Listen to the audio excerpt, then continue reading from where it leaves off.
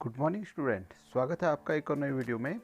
और आज हम पढ़ने वाले हैं कक्षा 12 में हिंदी विषय के अंतर्गत जो आपकी अनिवार्य संस्कृत वाली किताब है, उसमें जो आपके संस्कृत के पाठ हैं, संस्कृत प्रबोधिनी वाली जो किताब है उसमें जो संस्कृत के पाठ हैं, उन पाठों के प्रश्न उत्तरों के बारे में। जैसा मैंने अपनी पुरानी वीडियोज़ में बताया था कि उन वीडियोज़ में हम उस पाठ के अर्थ को जानेंगे, समझेंगे, और आने वाली वीडियोस में हम उन पाठों से संबंधित प्रश्न उत्तरों को भी हल करेंगे। देखिए, आपकी जो परीक्षा होती है उस परीक्षा में 2-2 नंबर के 5 प्रश्न आपको करने होते हैं। आपकी परीक्षा में प्रश्न तो 8 आते हैं, उन 8 में से किन्हीं 5 प्रश्नों को आपको हल करना होता है। तो इस प्रकार से कुल 10 नंबर का आपका प्रश्न उत्तर उन पाठों से आते हैं। तो उसी क्रम में आज हम आपके जो संस्कृत के पाठ हैं, अनिवार्य संस्कृत प्रबोधिनी वाली जो किताब है, उसमें उन पाठों के प्रश्न उत्तरों को हल करेंगे, जिनसे आप अपनी परीक्षा की तैयारी अच्छे से कर सकें। चलिए आगे बढ़ते हैं, लेकिन उससे पहले मैं आप लोगों से चाहूँगा कि हमारे साथ जुड़ने के लिए इस चैनल को आप सब्सक्राइब कर लीजिए, साथ ही साथ इस बेल आइकन को भी प्रेस कर लीजिए ताकि किसी भी वीडियो की नोटिफिकेशन सबसे पहले आपको मिल सके। और इसके अलावा इन वीडियोस को लाइक और शेयर करना बिल्कुल भी मत भूलिएगा। तो चलिए आगे बढ़ते हैं और जानते हैं पाठों के प्रश्न उत्तरों के बारे में। गुड मॉर्निंग स्टूडेंट, स्वागत है एक बार फिर से एक नए पाठ को आज हम पढ़ने वाले हैं। और ये जो पाठ है आपकी किताब का वन्य पशु भ्रातरः इव वाला पाठ है। जैसे कि मैंने अभी बताया आपको कि जो पाठ हैं उनसे संबंधित प्रश्न उत्तरों को हम बना रहे हैं, और प्रश्न उत्तर बनाने के लिए पाठ को समझना बहुत आवश्यक है। इसलिए दोबारा से आपसे कह रहा हूँ कि यदि आपको पाठ ही समझ में नहीं आया हुआ है या पाठ ही आपने नहीं पढ़ा है तो प्रश्न उत्तर बनाना अभी बेकार है। इससे पहले आप उन पाठों को समझिए, उनको पढ़िए, उसके अर्थ को समझिए, उसके अंदर की महत्वपूर्ण बातों को समझिए, घटनाओं को समझिए, फिर आसान हो जाएगा। चलिए हम प्रश्नों को हल करते हैं। तो आपका जो पाठ है वन्य पशु भ्रातरः, उस वाले पाठ के कुछ महत्वपूर्ण प्रश्न उत्तर यहाँ पर दिए गए हैं, उन्हें हम एक बार पढ़ लेते हैं। देखिए क्या कहानी है। वन्य पशु भ्रातरः 2 भाइयों की कहानी है, जिन 2 भाइयों में एक बौद्ध सन्यासी होता है और दूसरा शिकारी प्रवृत्ति वाला था। और घर का जो पूरा खर्च था, घर को चलाने का काम जो था, वो शिकारी प्रवृत्ति वाला जो भाई था उसके द्वारा जो शिकार मांस लाया जाता था उससे ही चलता था। तो एक बार बड़े भाई और छोटे भाई में शर्त लगती है कि मैं अब से मांस भक्षण नहीं करूँगा और मैं हिरण का रूप धारण कर लेता हूँ। बड़ा भाई कहता है ऐसा, और कहते हैं कि अगर आप मुझको पकड़ लोगे तो आपको भी जो शिकारी प्रवृत्ति है ये छोड़नी पड़ेगी, ऐसा छोटे भाई से बड़ा भाई कहता है। और फिर वो एक दूसरे का पीछा करते हैं और लास्ट में छोटा भाई हार मान लेता है और लास्ट में वो अंत में शिकार का जो कार्य है वो प्रवृत्ति को छोड़ देता है। इस प्रकार की लगभग एक कहानी है। आप उस पाठ वाली वीडियो को देखिए और अच्छे से समझ में आ जाएगी। चलिए हम कुछ प्रश्न उत्तरों को हल कर लेते हैं। पहला प्रश्न है, अरुणाचल प्रदेशे रूपग्रामे को निवसतः स्म। अर्थ हो गया, अरुणाचल प्रदेश में रूपग्राम में कौन निवास करते थे। इसी से मिलता जुलता एक प्रश्न और पूछा गया है, रूपग्रामे को निवसतः स्म। रूपग्राम में कौन निवास करता था। उत्तर क्या है, अरुणाचल प्रदेश से रूपग्रामे सहोदरो निवसतः स्म। सहोदर मतलब होता है एक ही माता के गर्भ से उत्पन्न पुत्र, अर्थात सगे भाई। तो अरुणाचल प्रदेश के रूपग्राम में सहोदर भ्राता निवास करते थे। अगला प्रश्न क्या है, कस्मे मांस सेवनम या फिर मांस भक्षणम न रोचते स्म। किसको मांस का सेवन या मांस का भक्षण करना अच्छा नहीं लगता था। ये प्रश्न 2 बार पूछा गया देखो परीक्षाओं में, बोर्ड परीक्षाओं में। और इसका उत्तर क्या है, अग्रजे। अग्रजे मतलब होता है बड़ा भाई। अग्रजे मतलब बड़ा भाई। जो बड़ा भाई बौद्ध सन्यासी था उसको मांस सेवनम न रोचते स्म, मांस का सेवन अच्छा नहीं लगता था। तो ये दूसरा प्रश्न है, महत्वपूर्ण प्रश्न है दोनों। देखिए तीसरा प्रश्न क्या है, भोजन समये पाप पुण्य चिंता न करणीया एतत् कथनम कस्य अस्ति। क्या कहता है, भोजन के समय में पाप पुण्य की चिंता नहीं करनी चाहिए, ऐसा कथन किसका था। तो उत्तर में है भोजन समये पाप पुण्य चिंता ना करणीया एतत् कथनम अनुजस्य अस्ति।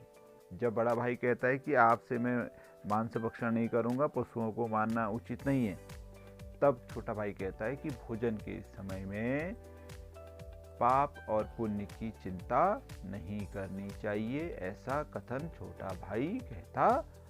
अनुजस्य अस्ति। अगला क्या है देखिए, महत्वपूर्ण प्रश्न है ये भी। मांस भक्षणात् अग्रजः उदरे किम अनुभूतवान। अर्थ हुआ मांस के भक्षण से अग्रज मतलब बड़े भाई के, उदरे मतलब पेट में क्या अनुभव हुआ। कस्मात् कारणात् अग्रज उदरे महांतम तापम अनुभूतवान। किस कारण बड़े भाई के उदरे पेट में अत्यधिक ताप मतलब पीड़ा का अनुभव हुआ। तो इसका उत्तर क्या है, मांस भक्षणात्।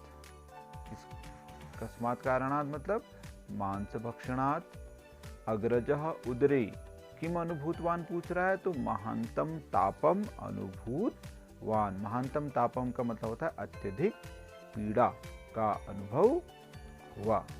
क्या बना देखिए प्रश्न कि मांस के भक्षण से अग्रज के पेट में क्या हुआ। उत्तर बना मांस के भक्षण से अग्रज के पेट में अत्यधिक पीड़ा का अनुभव हुआ।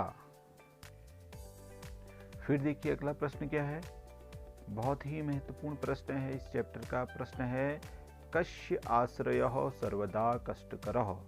किसका आश्रय सदैव कष्टकर होता है। देखिए इतने बार पूछा गया परीक्षाओं। तो जब बड़ा भाई जो है वो छोटे भाई से कहता है कि मैं मांस भक्षण नहीं करूंगा क्योंकि मांस भक्षण उचित नहीं है, तो छोटा भाई कहता है कि भोजन के समय में भोजन के समय में पाप पुण्य की चिंता नहीं करनी चाहिए और परिवार ही इससे चलता है। तब ऐसे में बड़ा भाई सोचता है कि अन्य का आश्रय सदैव कष्टकर होता है। क्या कहता है, अन्याश्रय हो, अन्य का आश्रय दूसरे पर निर्भर रहना सदैव कष्टकर होता है। कस्य आश्रय सर्वदा कष्टकर हो, अन्य आश्रय, अन्य का आश्रय, अन्याश्रय सर्वदा कष्टकर हो। फिर अगला प्रश्न क्या देखिए, मृगया अस्माकं कुलवृत्ति कह कस्मे कथयति। मृगया मतलब होता है शिकार करना। शिकार करना, अस्माकं मतलब हमारी कुलवृत्ति है। कौन, किसके लिए, किससे। कथयति मतलब कहता है। ऐसा कौन कहता है और किससे कहता है। तो मृगया अस्माकं कुलवृत्ति, शिकार करना हमारे कुल का रोजगार है, कुल की वृत्ति है। अनुजः छोटा भाई ने, अग्रजाय बड़े भाई के लिए, कथयति मतलब कहा। ऐसा छोटा भाई ने बड़े भाई से कहा। अनुजः किम करोति स्म। ये भी एक महत्वपूर्ण प्रश्न है। देखिए 2020 में पूछा गया है। अनुजः किम करोति स्म और उत्तर है अनुजः गृह पोषणम करोति स्म। घर का पोषण करता था। उसके द्वारा जो लाया गया मांस था उसी से रसोई सजाई जाती थी, ऐसा पाठ में लिखा हुआ है। तो अनुज के द्वारा ही घर को चलाया जाता था, अर्थात घर का पोषण किया जाता था। तो प्रश्न है अनुजः किम करोति स्म। उत्तर है अनुजः गृह पोषणम करोति स्म। अगला प्रश्न है अनुजस्य हृदयम किम द्रावयति स्म। अनुज का हृदय किस चीज से द्रावयति, यति मतलब होता है पिघल गया, पिघल गया था किस चीज से। मृग शिशुः करुण क्रंदनम श्रुत्वा अनुजस्य हृदयम द्रावति स्म। मृग शिशु के करुण क्रंदन को सुनकर अनुज मतलब छोटे भाई का हृदय भी पिघल गया था। जब वो शिकार करता है तो उस जो शिशु हिरन था उसकी माता को शिकार के लिए मार देता है। तो जो मृग शिशु था उसके करुण क्रंदन, उसके रोने को सुनकर छोटे भाई का हृदय भी पिघल जाता है। लेकिन फिर भी रोजगार है, व्यवसाय ही वही है, तो उसको करना पड़ता है। ऐसा है। तो मृग शिशु के करुण क्रंदन को सुनकर अनुज का हृदय ही पिघल गया। अगला है सुनकम निग्रहम अनुजः किम अवदत्। सुनकम मतलब होता है शिकारी कुत्ते को निग्रह पकड़कर छोटे भाई ने क्या कहा। सुनकम निग्रहम अनुजः उक्तवान शिकारी कुत्ते को पकड़कर छोटे भाई ने कहा, भ्राता, हे भ्राता, कृपया भवान प्रत्यागच्छतु, कृपया आप वापस आ जाएं। देखिए यहाँ पर यण संधि भी है, प्रतिधन आगच्छतु, कृपया आप वापस आ जाएं। अहम भवतम न हनिष्यामि, मैं तुम्हें नहीं मारूंगा। भवान एव विजयी, आप ही विजयी हैं। अहम पराभूतः अस्मि, मैं हार गया हूँ। ऐसा छोटा भाई कहता है बड़े भाई से। अनुजः किम परित्यक्तवान, अनुज ने क्या त्याग दिया जब छोटे भाई से ऐसे कहा कि आप जीत गए और मैं हार गया? तो उत्तर है, अनुजः मांस भक्षणम परित्यक्तवान, अनुज ने मांस भक्षण का परित्याग कर दिया। मांस भक्षणम न करणीयम इति कह उदत, मांस भक्षण नहीं करना चाहिए ऐसा कौन कहता है? मांस भक्षण न करणीयम इति अग्रजः अवदत, अग्रज जो कि बौद्ध सन्यासी था, उसने कहा कि मांस भक्षण नहीं करना चाहिए। अग्रजस्य प्रस्तावम कह अंगीकृतवान, अग्रज मतलब बड़े भाई के प्रस्ताव को किसने अंगीकृत किया, किसने स्वीकार किया? अग्रजस्य प्रस्तावम अनुजः अंगीकृतवान, बड़े भाई के प्रस्ताव को छोटे भाई ने अंगीकृत मतलब स्वीकार किया। तो ऐसा ये उत्तर है। तो इस प्रकार से हमने वन्य पशु भ्रातृ ई वाला जो पाठ है, इसके लगभग 10 से 12 महत्वपूर्ण प्रश्न हमने हल कर लिए हैं। आपने क्या करना है, इस वीडियो को देखकर सबसे पहले पाठ को समझना है, उन वीडियोस को देखकर जो हमने पाठों वाली बनाई है। इसके बाद प्रश्न उत्तरों को बनाने के लिए आपने इन प्रश्न उत्तरों को सुनना है, बार बार याद करना है। बार बार सुनने से और पढ़ने से आपको बड़ी आसानी से याद हो जाएंगे। ये महत्वपूर्ण प्रश्न है, कई बार परीक्षाओं में पूछे भी गए हैं, इसलिए इसको अच्छे से तैयार कर लीजिए। चलिए मिलते हैं फिर अगले वीडियो में। बहुत बहुत धन्यवाद।